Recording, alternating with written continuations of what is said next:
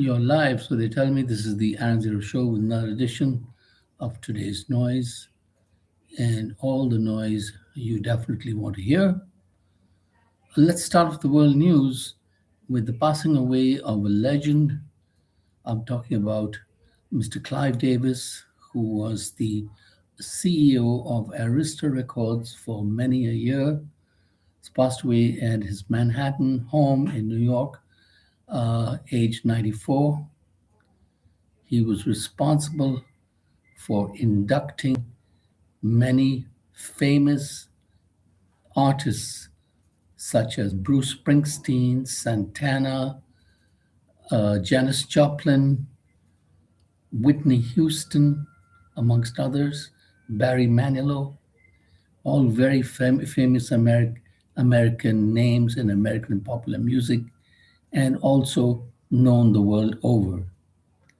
And this gentleman had an uncanny knack for finding out who was going to be a good artist just by listening to them once or twice. Apparently, he discovered Whitney Houston singing in a church choir and singled her out, and the rest is history in her amazing career. Bruce Springsteen, he signed when he was 22 years old, and according to Bruce himself, when he was a nobody, and he was always gentle in his ways and very kind to him. And according to Carlos Santana, uh, award winning guitarist right from the Woodstock era, uh, Clive knew if something was good and he could hear it. And according to popular singer Barry Manilow, iconic popular singer, he had a lot of discussions, arguments, etc., debates with Clive over the years.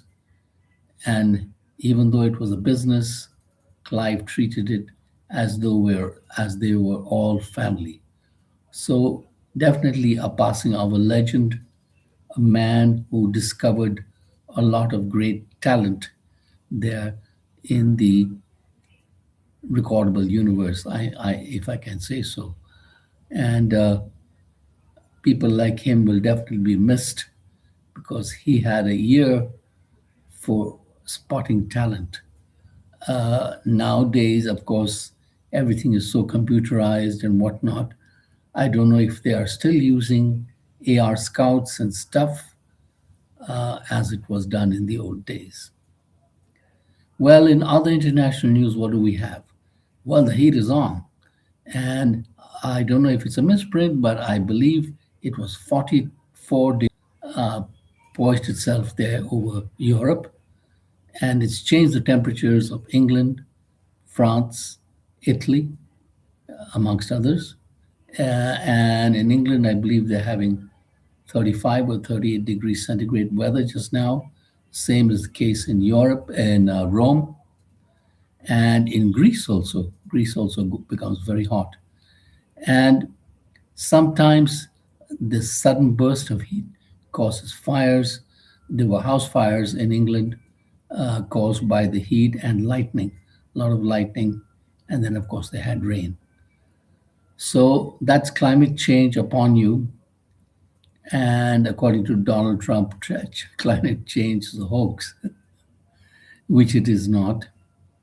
And of course, 44 or 45 degrees is very normal for the city of Delhi, India, from where this broadcast is coming.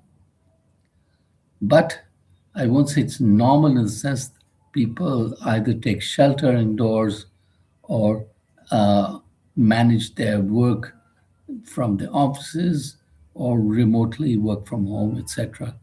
So everybody tries to avoid the main heat wave of the day, which is really in the afternoon hours from 12 o'clock onwards till about 4 o'clock, I would say. In other news, the US Iran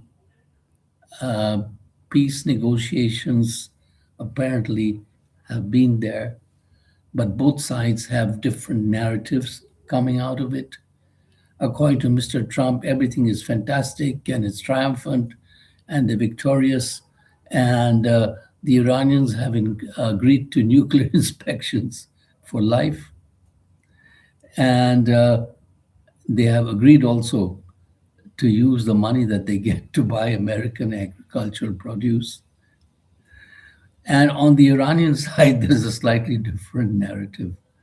They say they have not agreed on any nuclear negotiations, and that is yet to be in the talks. And as far as any reparation money is concerned, that they are going to uh, do with the money which they get from the USA, they can do it in any way they want. And so there are divergent views from both sides on what the talks have achieved. So it remains to be seen where the talks are headed. Just now, they're in a very fragile state. And even though right at this moment, the president of Iran, Mr. Pezeshkian, is in Pakistan for further talks on these very peace negotiations because Pakistan and Qatar were the main mediators for this meeting in Switzerland. So they must be racking their heads and tearing their hair out as to wondering what announcement will come out of Mr. Trump's mouth next. And as some commentators have pointed out, when there are peace negotiations, you can't bully the other party. That is the game plan of an Al Capone kind of crime boss, who tries to bully you and say, I'll break your legs unless you pay me my protection money for my restaurant or for your restaurant. So that's a slightly different view of doing things. And in the Russia Ukraine war, Ukraine has had some success in that their drones are going deep into Russia and striking military factories, establishments, and oil refineries. And as per the latest, I believe they have more cards up their sleeves. And they have said that if Russia is not ready for peace, then we will bring out the other cards. And it's not pretty. That's all I can say.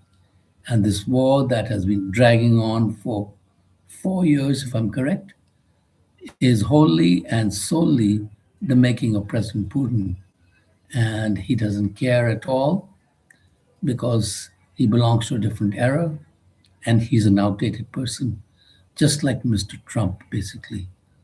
So when will these people leave the scene? Who knows? But until then, we have to bear and dare and see what happens. In the Indian news, the Reserve Bank has now allowed overseas non-resident Indians to send money and open to their NRI accounts in India through the Reserve Bank, and they can even take loans from other banks and put that money in India, and they will get the interest on that money, and that would come to more than the 6% apparently that they would get on the international scene. They would get maybe 12% in India. So that's a new change. An old name, Raymond, which used to be associated with apparel and real estate. Apparently, the Raymond Group has sold their apparel business and real estate holding and are now focusing on other areas, especially engineering, and they are trying to buy a German company called Dyer Hard, I believe it's. I don't have the name in front of me, but they are responsible for making aerospatial structures for Airbus, etc. So they want to get in on the action in another field, and already Tata Advanced Systems is there, Mahindra, and Bharat Forge. So they will be in a different kind of company. And Infosys Tech says that is the founder Nandan Neknali says that AI is no big deal. In fact, it's going to grow the business.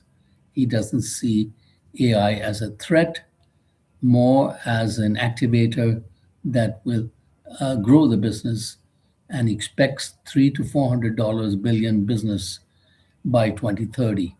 So that's quite a different attitude to see what is going on. And that's about it. So wish you well and subscribe by the billion.